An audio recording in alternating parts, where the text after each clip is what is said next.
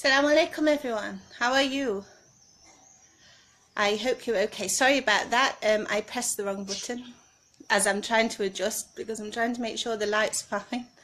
I think that's okay.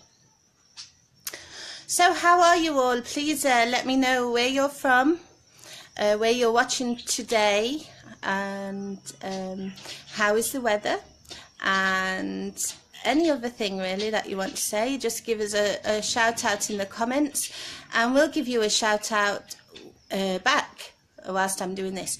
So I am Sister Nicola, and today I'm going to bring you 4 great stories that were featured on our website last week, and they are really nice ones today. We have nice ones for you, but you know, we always like to hear how you all are doing, so please let us know, and please tell us where you're all from. Every week me and Sister Tammy we do this live Positive Mondays to bring you all the good stuff coming out of the Muslim communities from around the world, instead of all the negative stuff that we're reading daily. So this week it's me, Sister Nicola, and we switch alternative. But say hi to Sister Tammy as well, because she's in the comments and she's moderating today. So let us know where you're from. Say Assalamu alaikum, tell me where you're from, tell me how you're doing, tell me, are you excited for Ramadan? It's in a matter of weeks, inshallah. Tell me everything, and when I see your comment I'm gonna give you a shout out, and I'm gonna let you know, or I'll tell everyone what you've said, of course, because not everyone's reading the comments, inshallah. So we're going to start today, and we're going to the UK, which is where I'm originally from, and this is a really lovely story actually. The Khadija Mosque and Islamic Centre in Gloucester in the UK last weekend opened the doors to a support session for Peterborough National Autistic Society for autistic children and adolescents. So these children and teens were welcomed in the mosque in a fully inclusive environment, raising the profile of disability inclusion within mosques in the UK, and I think this is an excellent idea. I really do. Assalamu alaikum, Sister Tammy. Sister Tammy's waving, and so come on everyone, let me know where you're from and give us a shout, and I'll shout out to you. So it's really important that we raise awareness, because obviously we're not barred from these disabilities. Disabilities happen to anyone of any faith, of any colour, of any creed. So it's really important to get awareness going. And me, myself, I'm not this knowledgeable on autism, or you know, so I think this is an excellent idea what this mosque and the Peterborough National Autistic Society did. And even the parents, you know, they were extremely happy, and they had very good feedback about this, because they, you know, they feel happy that their children are being included in the mosques, and you know, they should be. I mean, we don't know a lot about certain things unless it happens, you know, certain things unless they happen to us in general.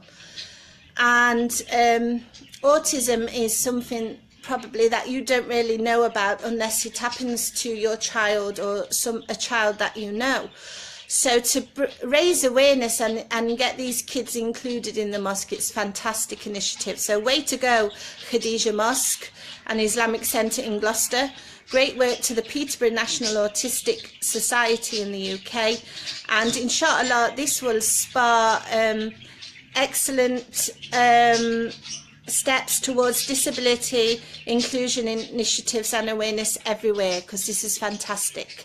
So I can't see the comments, but Sister Tammy's telling me. Okay, Bashir and Abdul. Assalamu alaikum, Bashir and Abdul. I don't see your comment, but Sister Tammy's wrote it to me, so I hope you're both doing well. How are you doing, brothers? So that's a really fantastic initiative, and it's a great way to raise awareness, because as I said, as Muslim communities or as Muslims, we are not excluded from these kind of disabilities, and we should understand a lot more about them, because awareness and knowledge obviously means that these kids can be included and so on, because we'll know how to meet their needs and requirements, and it's fantastic to see that. So that's a great initiative from this mosque in Gloucester, mashallah. So the next story is I'm going to take you from the UK all the way to India now. We have lots of Indian brothers and sisters following us. Assalamu alaikum to you all if you're watching from India. This is a brilliant story, really like this, and it's just a lesson to us all that you're just never too young or too old to learn anything, especially when it comes to the religion, subhanallah.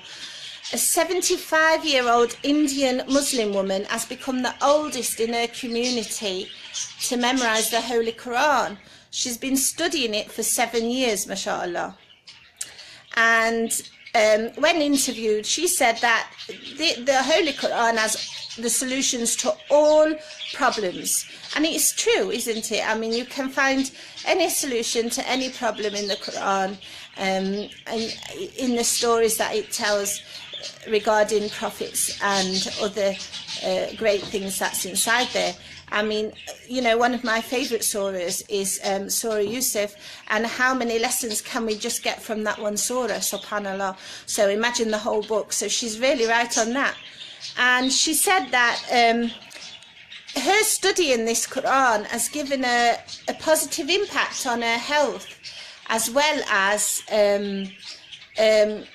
her stress has been reduced, and you know, she's just had a very good healthy time whilst studying the Quran, and she's now able to memorize the whole Quran at 75 years old, mashallah. So brothers and sisters, if you are struggling to memorize a surah even, or you know, even some of the Quran, mashallah, this is a great lesson. You are never too old to learn. She's been studying it for 7 years, and finally, you know, she can now recite the whole thing. So it's never too late. Don't give up. Never give up on this. Also, at the same time as 6-year-old, so the youngest girl in her community, she also became the youngest to memorize the Quran. And although she's too young to really understand the messages or behind it, especially in the Arabic language, of course, she has understood one lesson at least, and that is Allah doesn't like people who lie. So subhanallah, any age you can get things from this beautiful book of ours that we should be reading as much as possible. And because Ramadan is coming up, and if you're not reading it that much, perhaps it's a great way to start getting used to it all over again. Maybe you can train yourselves to read a page, and then inshallah when a day, and then inshallah when Ramadan comes, you'll be able to start reading it easily, you know, as much as possible. Assalamu alaikum, Mohammed. Thank you for sharing that link, Mohammed. I don't know what it is, you might have to explain, but it looks like it's a Facebook page there. Speaking of Ramadan, as I said, it's in a matter of weeks. We're very close to it now, and I'm sure most of you are excited about it. I love Ramadan. I think it's a brilliant time to get connected with Allah, because of course throughout the year we lose that connection from time to time, and it's a really great way to stay positively focused on the deen itself. So from now until Ramadan, myself and Sister Tammy each week will bring you one of our articles from our website that focuses on how to prepare for Ramadan, just to get you in the mood, inshallah. Just 1 second. Zahid Ali Tareen, Salaam alaikum Zahid. He said, sure, it's amazing what you people are doing. It's just beyond. SubhanAllah, stay blessed. Stay blessed as well, Zahid, Rabbani Kramik. We can't do this without all of you guys, that's for sure. And you know, we're so blessed to have such amazing followers, and you help us along the way. Don't think we don't read your comments or messages. We read every single one, and we encourage you to keep them coming, inshallah. Assalamu alaikum, Hamis, how are you doing? So as I said, everyone, from now until Ramadan, Sister Tammy and myself will feature a Ramadan, how to prepare yourself for Ramadan article in our Positive Mondays sessions every week until then. So the first one is for the sisters. I'm sorry, brothers, but I really have to focus a little bit on the sisters, because I think the sisters have a very hard time in Ramadan usually. Because, you know, they might be working and they've got to come home to do their housework. They might have to look after kids if they have them, raise the kids, teach the kids about Ramadan, although this is also the father's part as well. And, you know, they're preparing for meals and so on. So it can be very overwhelming for sisters during Ramadan. And often they feel lost, or they feel they haven't done much worship, or they're wondering, how can I worship when I have so much to do? So this is a great article on how sisters can really prepare ahead, inshallah. Assalamu alaikum, Nadia from Indonesia, mashallah. How are you doing, Nadia? Assalamu alaikum, Asad, how are you doing? So sisters, I'm only going to give you 5 of these tips, but if you go onto the article, you will see a lot more. So basically, it's about preparing in advance, because that's the key, so that you're not overwhelmed at the actual time. So the first is, don't put high expectations that you are unlikely to meet.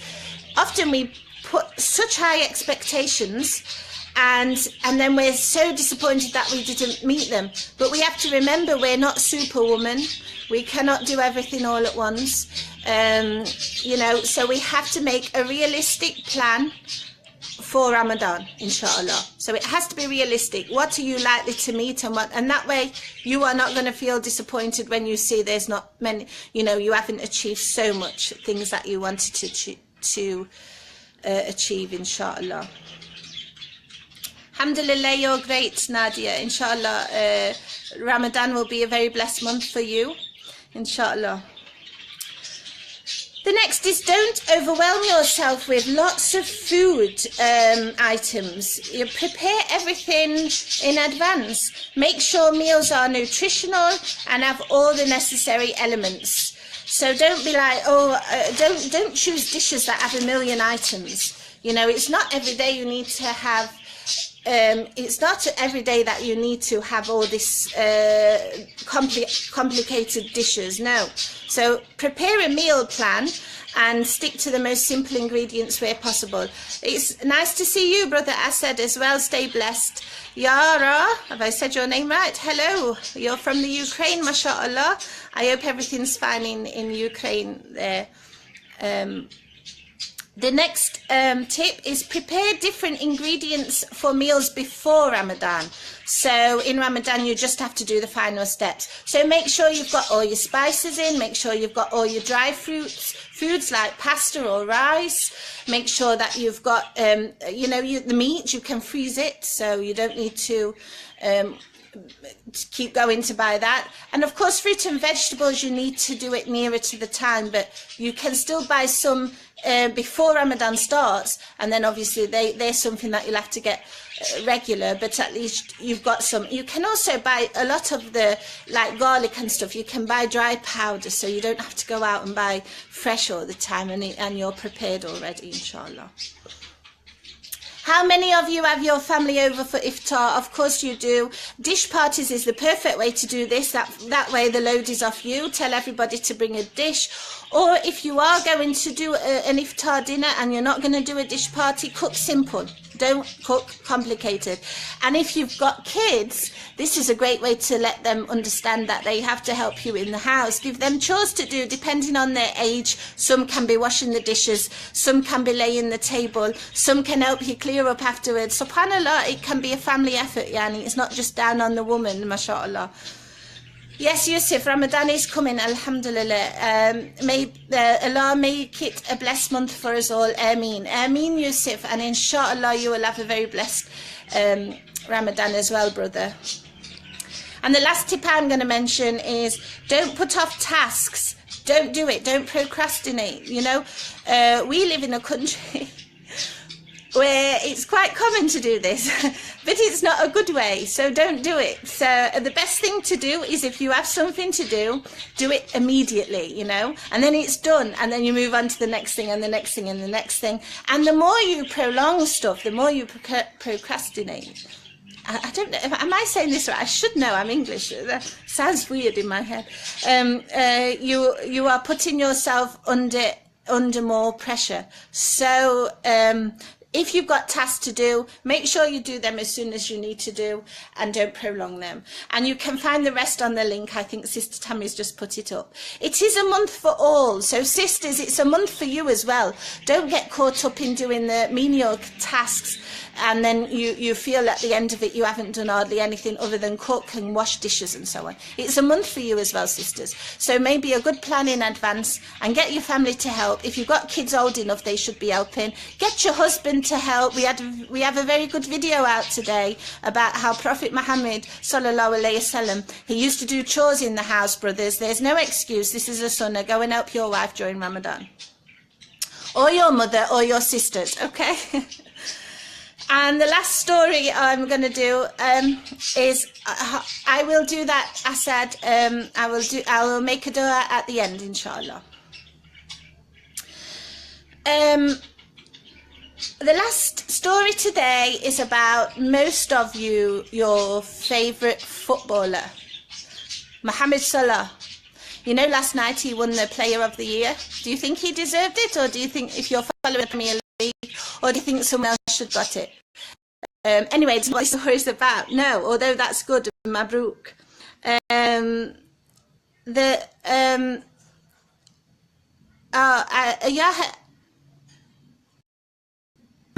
don't read all the message from Ukraine. Your rules, your laws, are you happy? Are you talking to me personally? Yes, I'm very happy, alhamdulillah. But I can't see all your message. So after it's finished, I'll go back and read it, and I'll reply to you, inshallah. Assalamu alaikum, Deborah. How are you doing? Good morning. I saw your very good advice yesterday on Sister Leah's video about what foods to prepare for Ramadan, by the way, and I pinned it because I thought it was excellent advice about what to eat for iftar.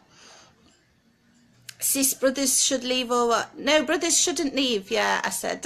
No, I mean brothers should help out the sisters during Ramadan, like Prophet Muhammad sallallahu alaihi wasallam did. He used to help out his wives. So brothers, if you have a wife or a sister or a mother, don't leave it all for the sisters to do all the work during Ramadan. Go and help them, inshallah, even if it's just washing dishes, you know. This is what I meant. Don't leave. Right. The last thing, as I said, is about Mohamed Salah. He just won the Player of the Year last night, mashallah, and I will let you all decide if he deserved it or not. I follow the Premier League, and I think he did. Yes, he's done a wonderful job this season, and I do have a soft spot for Liverpool, so I will say that. But he has done a very fantastic job this season. But this is not about what he's done in football. This is what he's doing outside of football. Now, as you know, he's Egyptian, so he's helping the young people or the youth in Egypt who have problems with drugs. So, you know, the ones who are addicted to drugs, he's been part of a great campaign. And since he's done this campaign, actually, the hotline for rehabilitation for people to go to talk or discuss their drug addiction has seen a 400% increase now, mashallah. You know, the power of one person. I mean, we can say a lot about celebrities and should we be following them and so on. But when they do work that's good for us, why not? You know, they are using their fame and their position to help spread important messages, then I think I'm all for it, quite personally, as long as they're not, you know, gaining that much for themselves. And I don't believe he is. I believe he's a humble guy, mashallah. Anyway, he's fronted this campaign aimed at Egyptian youth to stay away from all kinds of drugs, and it's called Say No to Drugs. It's an excellent initiative, and of course with him fronting it, it's really raised awareness so much more than it would have done normally. So really clever of the people who running this campaign, inshallah.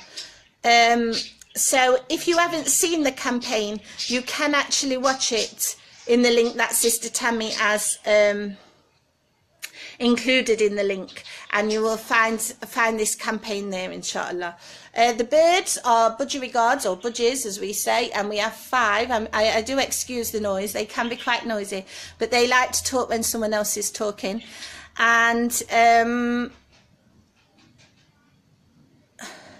And I think this is Deborah, if I'm not wrong.